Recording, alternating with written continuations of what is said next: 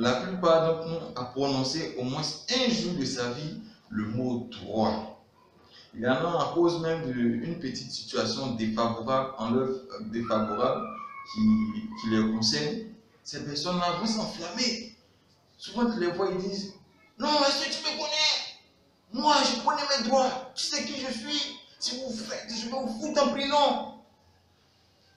Ah bon, hein? Vous allez foutre les gens en prison. Mais foutre les gens en prison et vous basez sur le droit, là. Droit même, là, est-ce que vous connaissez sa définition?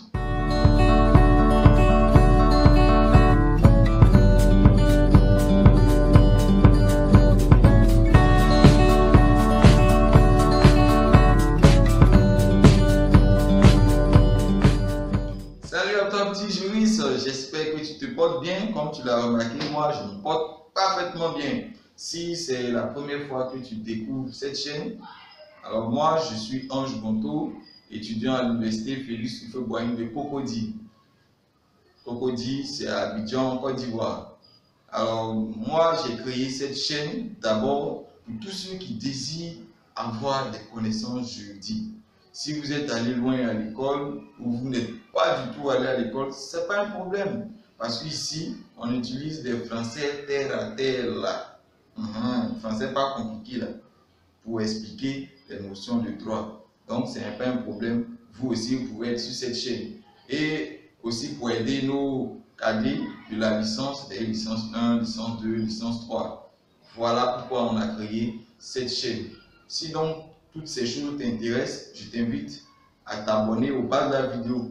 Abonne-toi. Toi qui me regardes, il faut t'abonner. Abonne-toi et active la cloche de notification. Ça permettra que lorsque nos vidéos sortiront, vous puissiez être informé par YouTube et vous allez aller regarder. C'est le plus important. Abonnez-vous, activez la cloche de notification pour ne rater aucune de nos vidéos. Entrons maintenant dans le vif du sujet, la définition du droit. Le droit admet une double définition. Simplement, le droit a deux définitions. Le droit a deux définitions. Il y a une définition objective et il y a une définition subjective. Le droit objectif, c'est l'ensemble des règles juridiques régissant la vie en société. En simple, ce sont des règles qui montrent la manière de vivre avec les autres. Voilà, c'est pour dire plus simple, ce sont des règles qui montrent la manière de vivre avec les autres.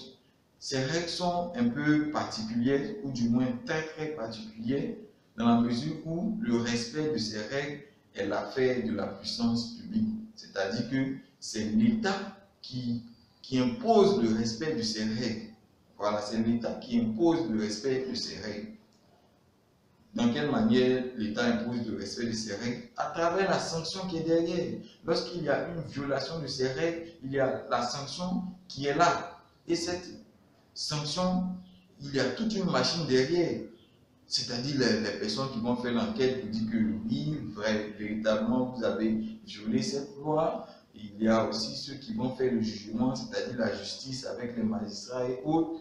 Il y a aussi, vous devez aller en prison. Si le jugement est tombé, que vous devez aller en prison. Il y a bien sûr des gens qui vont vous garder en prison. On a la MACA en Côte d'Ivoire, la maison d'arrêt de correction d'Abidjan, qui est là pour vous garder si vous volez, si vous violez bien sûr ces règles-là. Donc attention pour ne pas vous retrouver dans cette machine. Il faudrait donc respecter ces règles. Il y a une vidéo que je vais faire bientôt pour vous dire comment éviter la prison. Comment éviter la prison. Il faudrait aussi ne pas confondre ces règles avec certaines règles sociales. Parce que oui, il y a des règles que les gens ont tendance à confondre avec les règles de droit. Nous avons des règles religieuses, des règles de bienséance, des règles de politesse, des règles d'honneur, des règles... C'est règles qui ressemblent à ça. Voilà. Il y a des gens qui confondent ces règles-là avec les règles de droit. Pourquoi? Il faudrait savoir que les règles que nous venons de citer n'ont pas de sanctions derrière, n'ont pas de sanctions prévues par l'État, mais s'ils n'ont pas de sanctions prévues par l'État, sinon par exemple la violation d'une règle religieuse, il y a la sanction religieuse qui est là. si vous avez fait quelque chose qu'on doit vous excommunier, c'est-à-dire vous chasser de la communauté religieuse, on vous chasse. Mais ce n'est pas quelque chose que l'État prend comme une affaire personnelle. Voilà, l'État ne s'occupe pas de ces choses. Donc, ça, ce ne sont pas des règles juridiques. Ce ne sont pas des règles de droit objectif. Par exemple, vous êtes devant votre cour et quelqu'un passe. Il passe, il ne vous salue pas. Si la personne est impolie ou bien est mal élevée, c'est son problème. Si vous êtes bien élevé ou bien éduqué, ça aussi, c'est votre problème. Mais il y a des gens qui prennent ça pour faire parler. Non, ce jeune homme, quand il parle, il ne salue pas, il ne fait pas ceci, il ne fait pas cela. Vous êtes fâché, vous n'êtes pas fâché, ça ne va pas l'envoyer en prison. Ou bien un jeune homme et une jeune dame montent dans un véhicule et la jeune dame pense que l'homme a l'obligation de payer son taxi, c'est-à-dire pour lui-même et puis pour elle. Pourquoi? Frère, tu ne payes pas là, tu ne vas pas aller en prison. Ça ne va pas en prison. Ce sont juste des règles de bienséance, de galanterie ou bien d'autres choses. Ça n'envoie pas en prison. Ce n'est pas une obligation pour les hommes. Je voudrais rappeler à ces hommes-là même d'ailleurs, dans Titanic, là, film on appelle Titanic, là, c'est la galanterie qui a tué Jack. C'est la galanterie qui l'a tué. La deuxième définition du droit, c'est le droit subjectif qui n'est rien d'autre que la faculté qu'a une personne de faire ou d'exiger quelque chose par rapport à une loi qui existe. En plus simple, en clair, c'est le pouvoir, voilà, c'est le mot, le pouvoir qu'a une personne, de faire quelque chose, le pouvoir qu'a une personne d'exiger quelque chose. Bon, je vais donner un exemple pour qu'on puisse comprendre.